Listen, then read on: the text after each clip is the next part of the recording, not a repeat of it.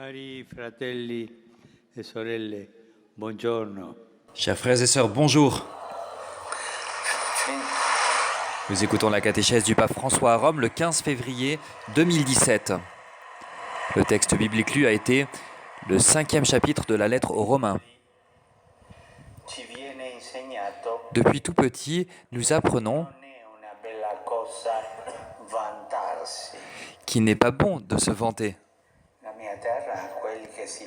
Chez moi, ceux qui se vantent, on les appelle les pans.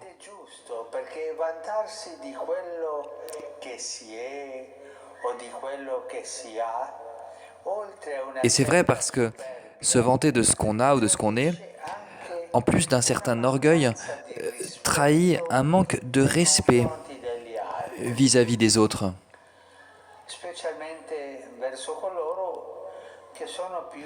En particulier, vis-à-vis de ceux qui ont moins de chance que nous. Dans ce passage de la lettre aux Romains, l'apôtre Paul nous surprend. Au moins 2 fois, il nous exhorte à nous vanter. Que veut-il? Veut-il que nous fassions les pans?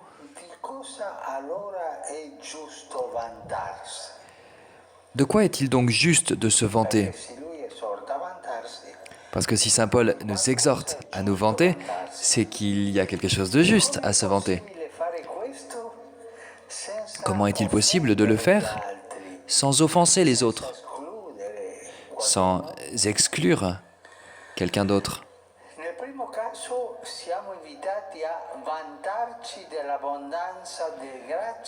Premièrement, nous sommes invités à nous vanter de l'abondance de grâce que nous avons reçue en Jésus-Christ au moyen de la foi.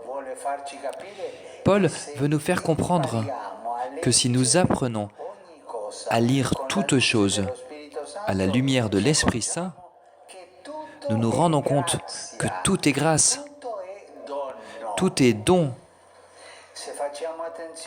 Si nous faisons attention, en effet, et nous essayons d'agir dans notre vie, nous voyons qu'il ne s'agit pas que de nous, mais de Dieu.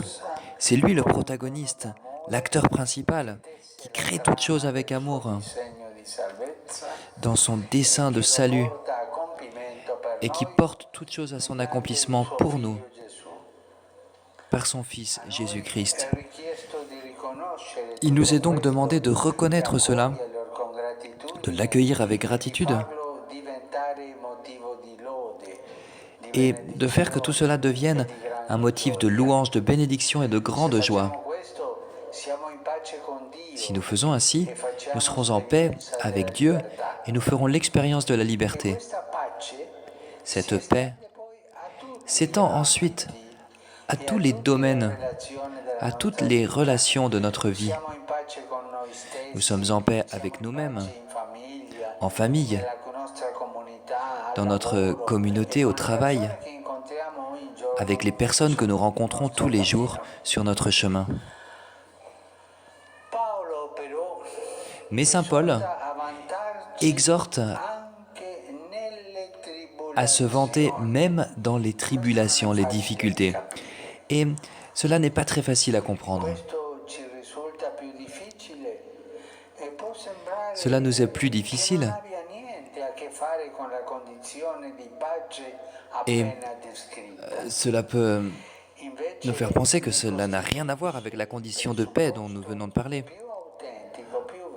En réalité, c'en est la prémisse,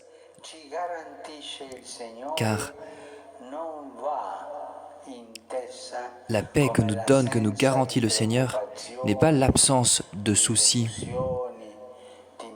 de déception, de manque, de motifs de souffrance.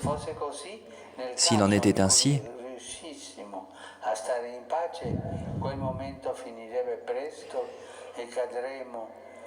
au moment où nous serions en paix, eh bien cette paix terminerait très vite, et très vite nous retomberions dans le souci. Non, la paix vient de la foi, elle est un don. c'est la grâce de faire l'expérience que Dieu nous aime, qu'il est toujours proche de nous, qu'il ne nous laisse jamais seuls à aucun moment de notre vie.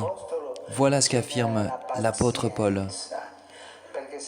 Cela engendre la patience, nous dit l'apôtre, parce que dans les moments les plus difficiles, la miséricorde et la bonté du Seigneur sont plus grandes que toute autre chose, et rien ne nous séparera de ses mains et de la communion avec lui. Voilà pourquoi l'espérance chrétienne est solide. Voilà pourquoi elle ne nous déçoit pas. Elle ne déçoit jamais. L'espérance ne déçoit pas. Elle n'est pas fondée sur ce que nous pouvons faire, ce que nous pouvons être. Elle n'est même pas fondée sur ce en quoi nous pouvons croire. Le fondement de l'espérance chrétienne, est ce qu'il y a de plus fidèle, de plus sûr, l'amour que Dieu lui-même a pour chacun d'entre nous. Il est facile de dire que Dieu nous aime. Nous le disons tous, mais réfléchissez un peu. Est-ce que chacun d'entre nous est capable de dire « Je suis sûr que Dieu m'aime » ? Ce n'est pas si facile que ça de le dire, mais c'est vrai. Et c'est un bon exercice de se dire à soi-même « Dieu m'aime ». Dieu m'aime.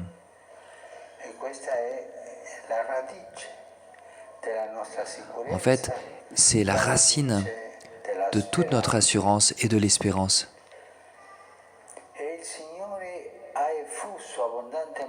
Et le Seigneur a mis dans nos cœurs avec abondance l'Esprit Saint, qui est l'amour de Dieu.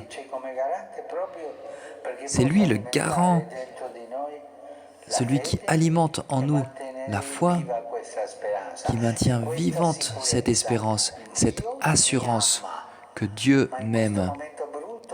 Même dans ce moment difficile, oui, Dieu m'aime. Même moi, qui ai fait telle ou telle chose mauvaise, oui, Dieu m'aime. Cette assurance,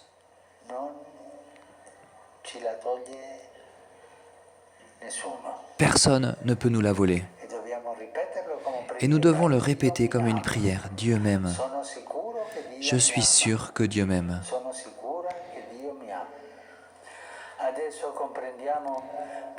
Et maintenant, nous comprenons pourquoi l'apôtre Paul nous exhorte à nous vanter de tout cela. Je me vante de l'amour de Dieu parce qu'il m'aime. L'espérance qui nous a été donnée ne nous sépare pas des autres.